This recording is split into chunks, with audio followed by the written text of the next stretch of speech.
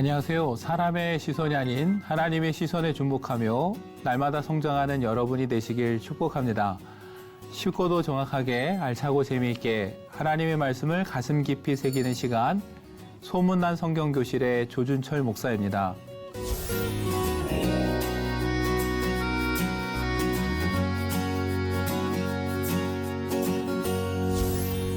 지난 시간에 나눈 내용 기억하시나요? 조상의 약속을 신실하게 지켰던 레갑 사람들을 통해 하나님의 말씀을 지키며 살아가는 믿음의 사람이 되어야 된다라는 말씀 함께 나누었습니다. 오늘은 에벤멜렉에 대해서 함께 나누어 보도록 하겠습니다.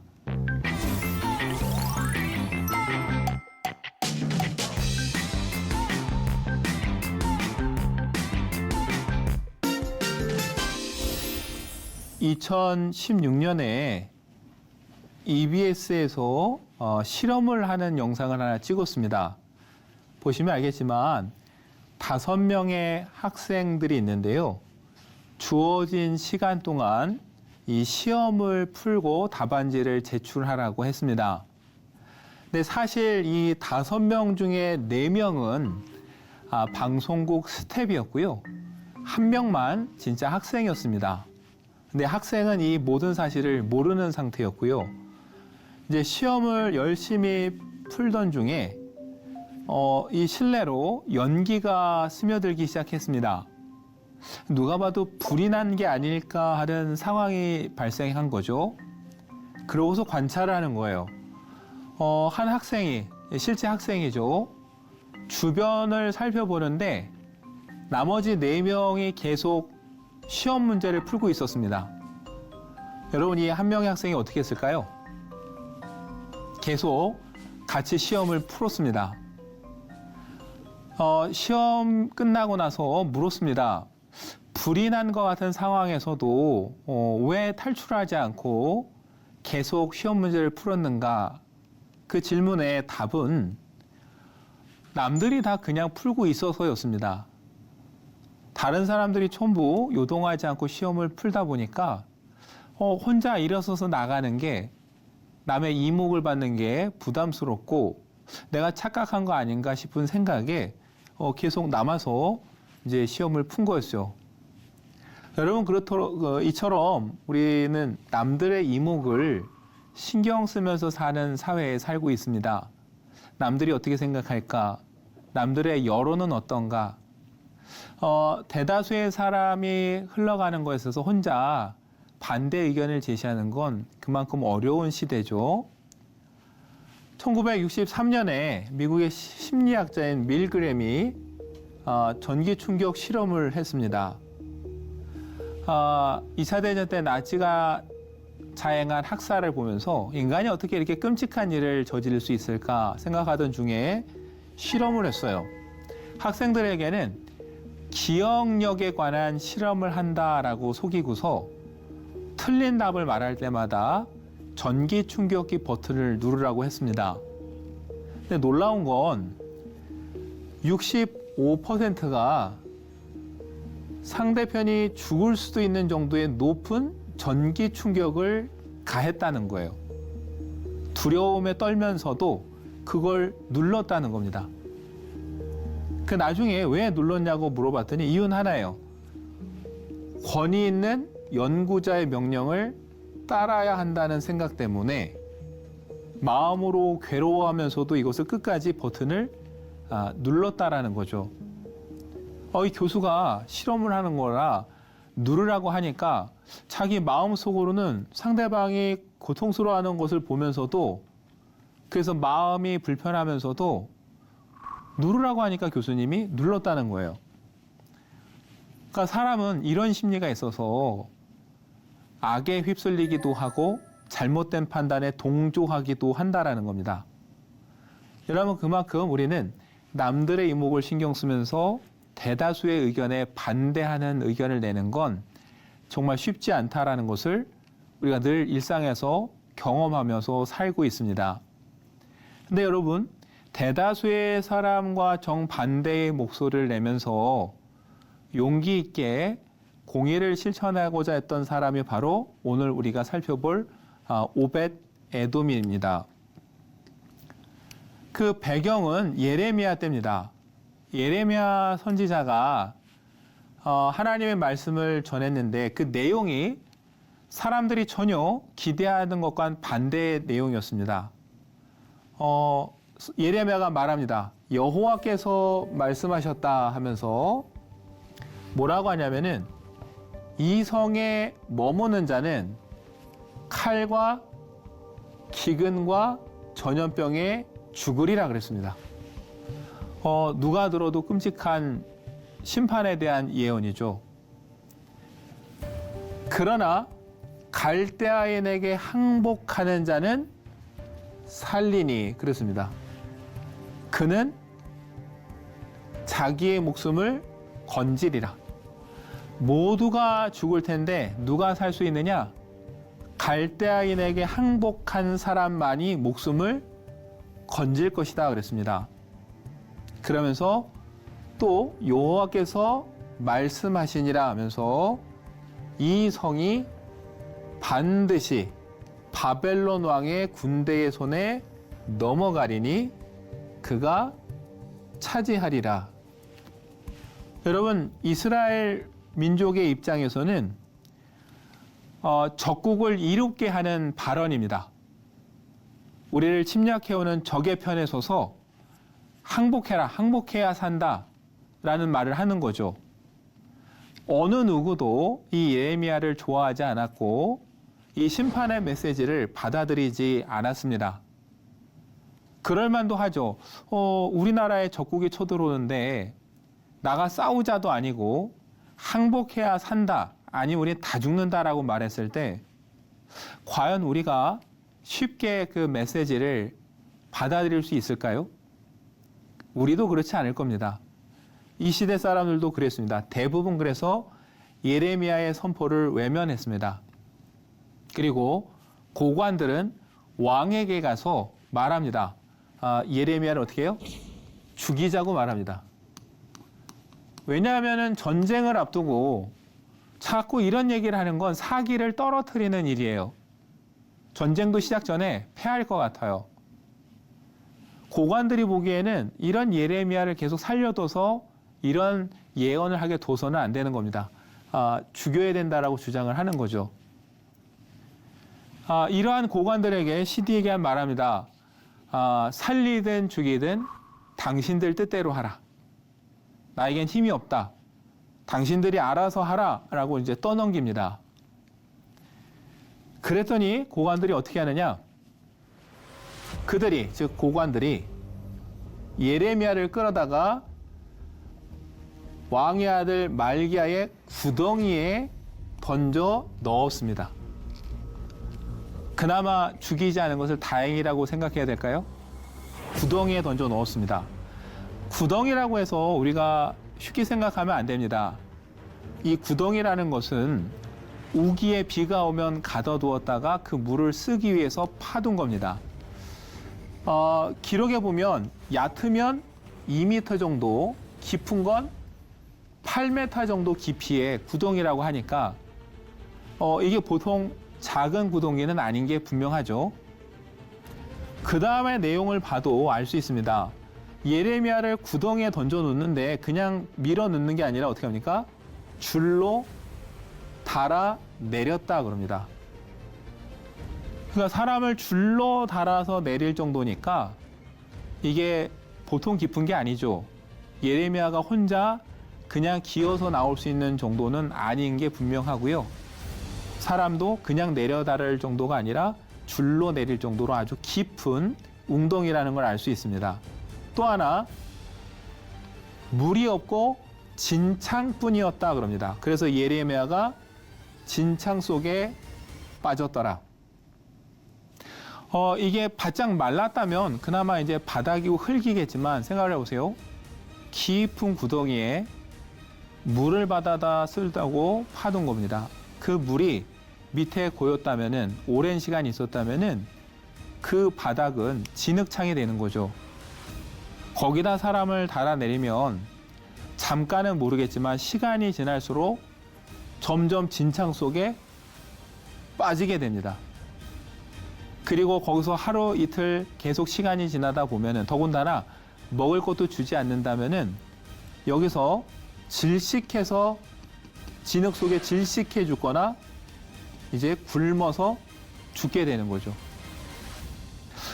죽이지 않아서 다행이다 생각했는데 어쩌면 고관들은 직접 손을 대고 사람을 죽이진 않았지만 거기에 방치해서 시간이 지나면 그냥 예레미야가 죽게 내버려둔 상황인 겁니다. 근데 여러분 누구도 이때 나설 수가 없었어요. 왜요? 예레미야가 선포한 메시지는 그 백성들이 기대하던 메시지가 아니었고 사람들이 보기에 적을 이롭게 하는 것 같았기 때문에 누구도 나서지 못했습니다. 근데 이때 등장한 사람이 바로 에벳 멜렉입니다.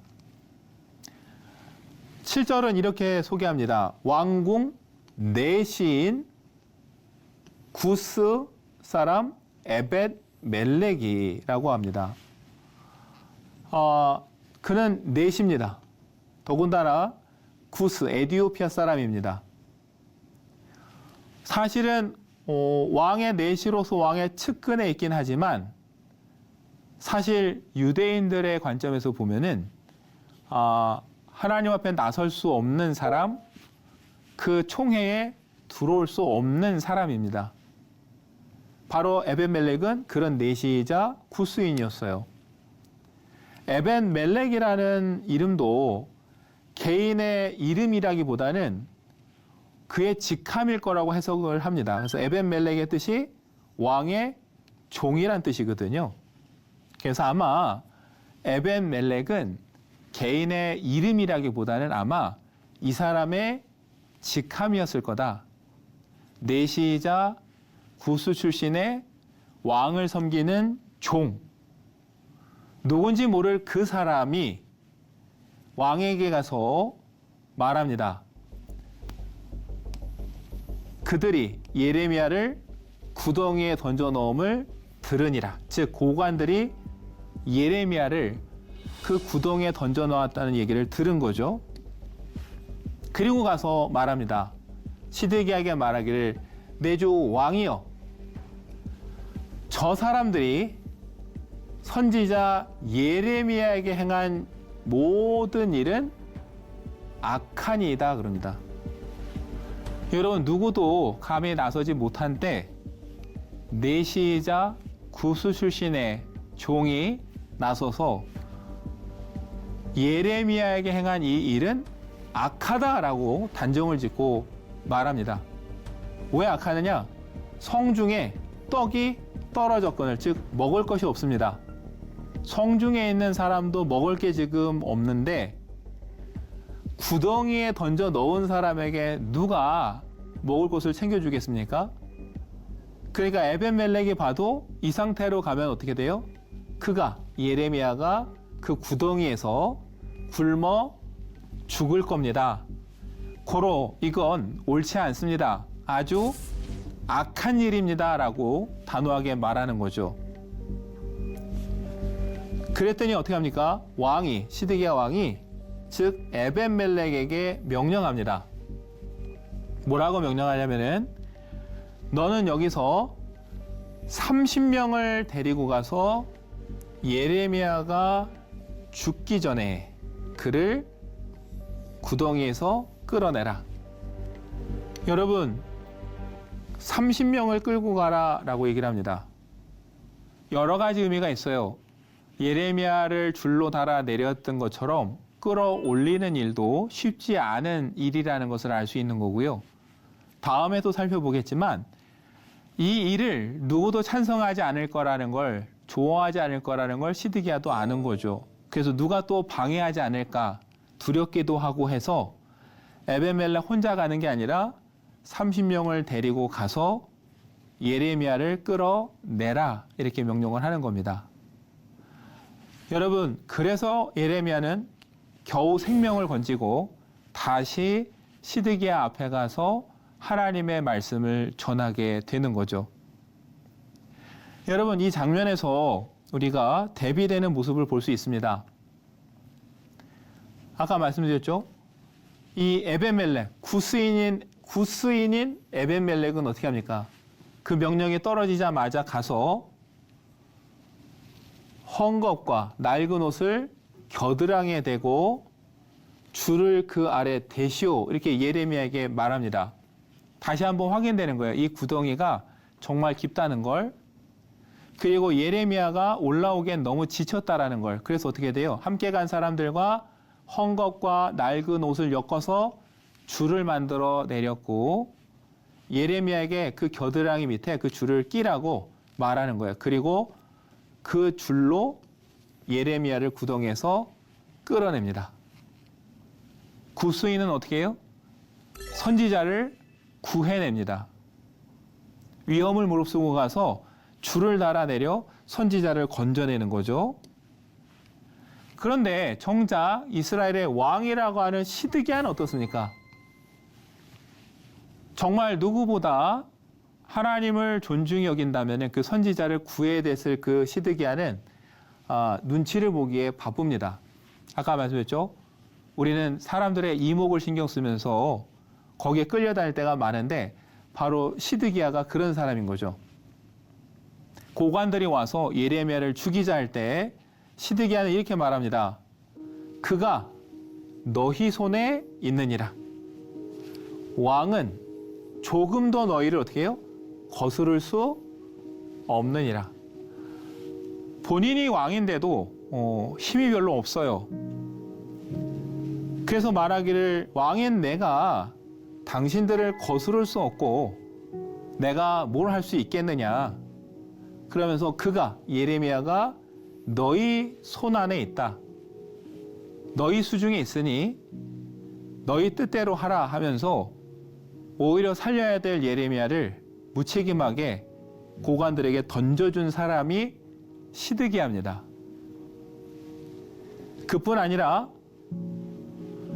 오벳에돔의 도움으로 그 구덩이에 나온 예레미야가 시드기야에게 다시 말씀을 전했을 때 시드기야는 이렇게 반응합니다.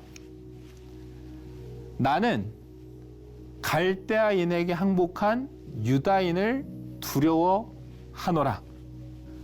갈대아인이 나를 그들의 손에 넘기면 그들이 나를 조롱할까 하노라. 여러분, 이 위기의 순간에 시드기야가 걱정하는 건 자신의 안위예요. 자기가 바벨론에 끌려가서 일찍이 그 예레미야 말대로 갈대아인에게 항복해서 가 있던 유다인들 손에 넘어간다면 그들이 자기를 얼마나 조롱하겠느냐. 그게 두렵고 그게 부끄러운 겁니다. 그래서 자기는 예레미야의 말을 따르지 못하겠다라는 거예요. 여러분, 시드기야는 지금 옳고 그른지 알고 있습니다. 하나님의 뜻이 어디 있는지 압니다. 근데 그가 두려운 건 사람들의 이목이고 사람들의 위협이에요. 그래서 예레미야를 겨우 또 구해내서 그 말을 들었지만 결국 시드기야는 예레미야의 말을 따르기보다 자신의 선택을 따라서 가게 되는 거죠. 이것도 여러분 대비되는 모습이잖아요. 구스 출신의 내시는 하나님의 선지자를 살리는데 정작 이스라엘의 왕은 어떻습니까? 하나님의 뜻을 알면서도 사람들을 두려워하고 눈치를 보다가 따르지 못하는 모습. 너무 대비되는 모습이죠. 그들의 기준은 하나예요. 자기에게 유익하냐, 유익하지 않느냐. 이것이 유일한 기준입니다. 이것도 대비되는 거예요. 하나님의 백성이라고 하는 사람들이 한쪽은 하나님의 뜻이 무엇인지 제대로 판단조차 못하고 하나님과 정반대의 길을 가면서 악을 행하고, 왕은 하나님의 뜻이 무엇인지 알면서도 사람이 두려워서 결단하지 못하는 이 상황.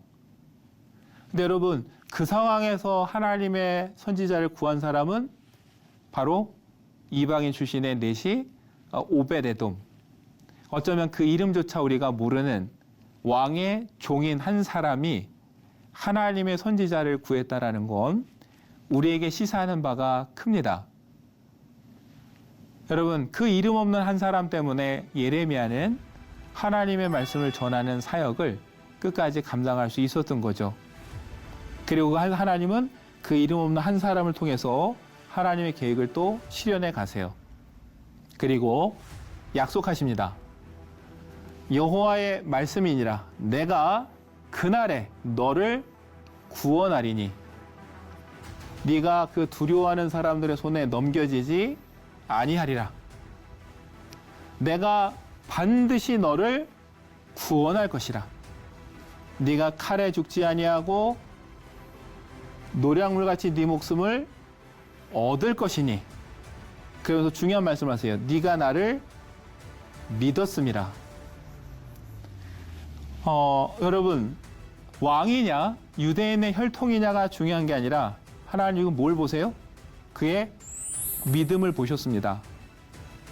비록 구스 출신의 내시일지라도 그가 하나님을 믿고 그래서 하나님의 선지자를 존중히 여기는 것을 보고서 하나님이 그에게 약속하셨어요. 너를 구원하리라. 절대 다른 사람들의 손에 넘겨지지 아니하리라. 네 목숨을 얻을 것이라. 이는 네가 나를 믿었음이라. 오벳에돔은 그렇게 에벳멜렉은 하나님을 믿음으로 하나님의 선지자를 지켰고 하나님은 그와의 약속을 또 지키셨습니다. 사실 이 내용은 38장에 나오는 게 거의 맞습니다. 근데 이 기록이 이 약속이 모든 일이 끝난 39장에 나왔다라는 건 우리에게 그걸 증명해 주는 거예요. 하나님은 이 약속을 지키셨다.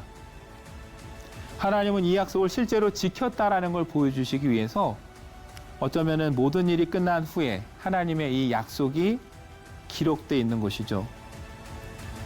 여러분, 하나님은 이렇게 이름 모를 한 사람을 통해서 선지자를 살리시고 민족을 구하시고 하나님의 일을 이루어 가십니다. 얼마 전에 한 개척교회 목사님을 만나서 들은 적이 있습니다. 너무 힘들고 어려워서 이제는 목회를 접을까 하는데 어느 순간 새벽에 한 성도님이 나와서 같이 기도를 해주기 시작하고 그분이 가끔 식사도 사주면서 격려해주고 어느 날은 또 남편분도 함께 나와서 예배해주고 기도해주는 거예요. 힘을 얻기 시작했어요. 나중에 보니까 다른 교회 은퇴하신 목사님이신데 부담 가질까봐 그 얘기도 안 하시고 목회를 해봤던 입장에서 얼마나 힘들까 하는 마음으로 함께 기도해주고 바람도 쐬고 식사도 사주시면서 격려해 주신 거예요. 거기에 힘을 얻어서 다시금 열심히 하겠다는 마음으로 지금 목회를 하고 계신데 그 얘기를 들으면서 그 생각이 났습니다. 한 사람의 그 힘, 한 사람의 그 협력자를 통해서 하나님의 말씀을 전하는 그 일이 계속 이어져 갈 수 있겠구나. 오늘 예레미야가 그 힘든 사명을 감당할 수 있었던 것은 예레미야 혼자의 힘이 아니라 무엇보다 하나님의 은혜가 있었죠. 그러나 예레미야 곁에는 에벤멜렉 같은 그 이름도 우리가 명확히 할 수 없는 한 왕의 종을 통해서 그것도 이방 출신의 한 내시를 통해서 그를 돕는 손길이 있었기 때문에 예레미야는 다시 구덩이에서 나와서 다시금 왕 앞에서 그 말씀을 전하고 선포할 수 있었다라는 것을 오늘 우리가 다시 한번 확인하게 됩니다. 여러분과 저도 다른 누군가에게 에벤멜렉같이처럼 힘이 되어주고 도움이 되어주는 사람이 됐으면 좋겠습니다. 모두가 남의 이목을 신경 쓰면서 두려워서 용기를 내지 못할 때 함께 용기를 내서 격려해 준다면 하나님의 뜻이 더 이 땅에 펼쳐지지 않을까 싶습니다. 여러분, 하루하루 삶 속에서 사람들과 세상의 이목이 아니라 하나님을 믿고 하나님을 향한 이목을 가지고 여러분 하나님의 뜻을 펼쳐나가는 저와 여러분 되면 좋겠습니다.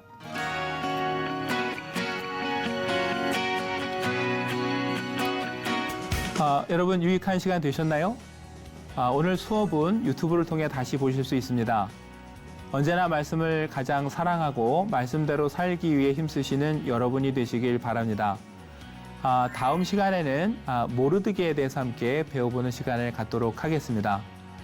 오늘도 복의 통로로 살아가는 여러분 되길 축복합니다. 다음 시간에 뵙겠습니다. 감사합니다.